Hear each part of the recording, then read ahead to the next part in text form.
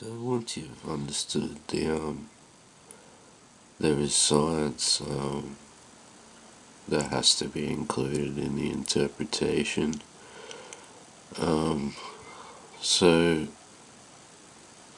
Da Vinci does do an analysis of genetics, and it's the same way like this is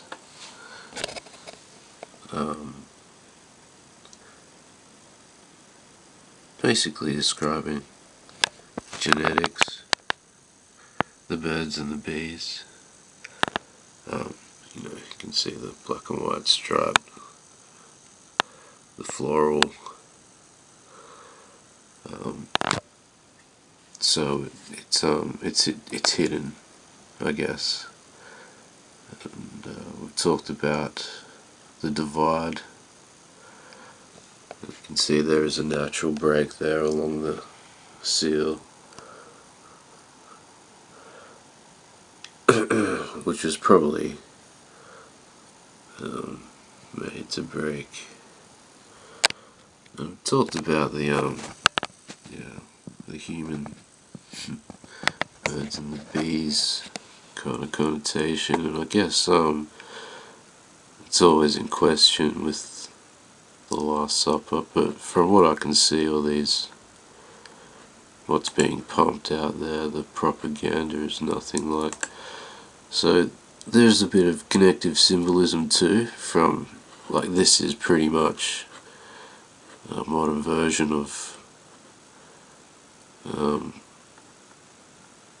more ancient story as depicted here, and usually the oldest accounts, even in the media, the first accounts are usually the most right, and as it goes on, it just, the information degenerates, things get added to it. So we've talked about the separation between like humans and the divine, and how it shows like venom basically in human bloodlines, and well, the Egyptians, like, to them fertility was very close to venom. It's nearly like a poison. But that's just, to highlight its potency and its unchanging nature.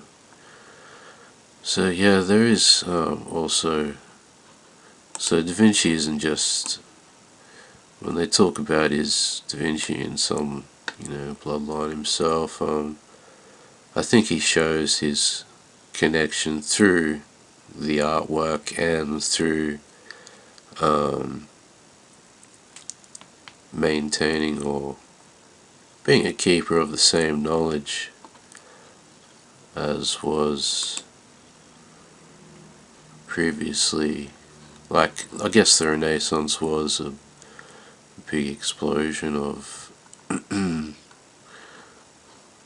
you call it, like knowledge, and so the divide in the Last Supper is something that no one talks about, but if you go through my videos, I show the differences and how, like, there are certain traits being portrayed. How if you know those basics, it adds to the story. Like gene recombination, like, you go through it, it's pretty deep. So yeah, when it comes to bloodlines and stuff, there is a truth there, and it's also, elsewhere. So yeah, I think that's all I wanted to add just from the last video. The divide. See, there's something going on there, even, with Venus, how it's in reverse, and And the tomb also, like, there's a confusion between Mercury and Venus, and I always I kind of had which is what's doing what. Yeah, there is some, I think because they have nearly equal purpose. I don't know what, Mercury's small, but it's so close to the sun. I don't know if it has an effect on its um, cycles or whatever, or what regions, and in turn it have an effect on us. But I guess, yeah, there's something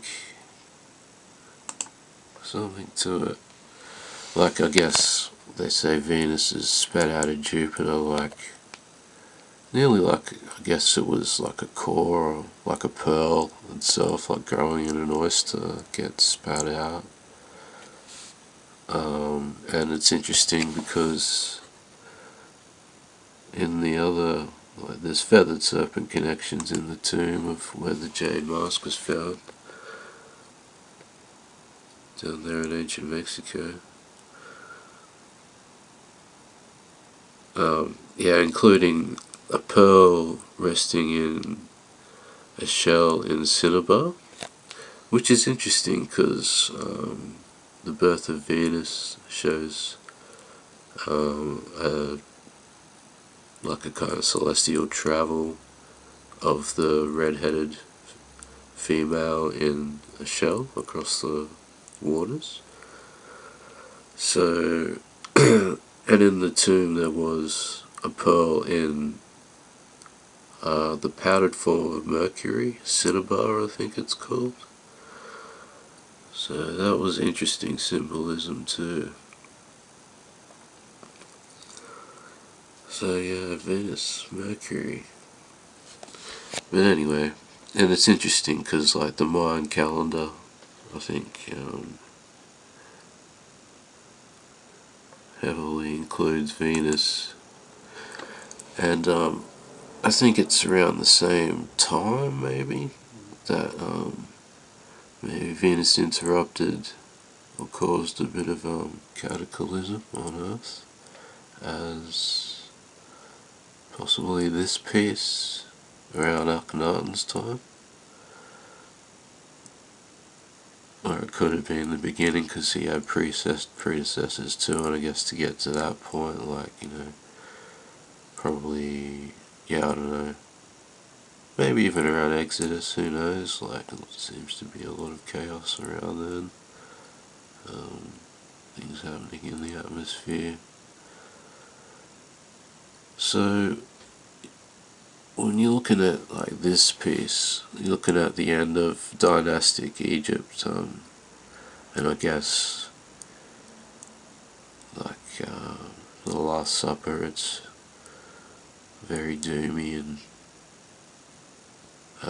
it's like an Armageddon. It's like the end of, where does the bloodline go? Where does the messianic or kingly bloodline go? And like I said, when it comes to that sort of, all that propaganda, yeah, go with the most original.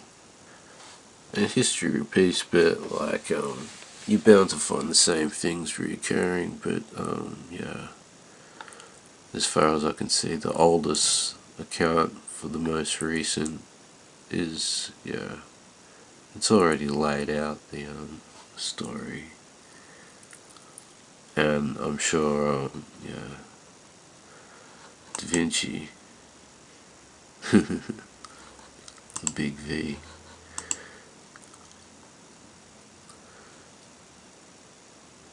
he places himself in the same line through his art and knowledge, to me, anyway. Okay, so I think could be long enough. Maybe not. Yeah, I guess also when it comes to his idea,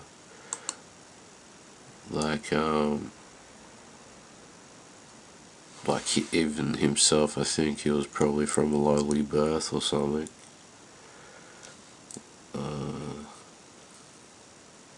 So, like, I don't think, and considering his skill, I think, yeah, it's interesting. I think he puts more weight on something like that's beyond a bloodline or physical nature. Yeah. Anyway, so I think, yeah, that's about it. So until next time.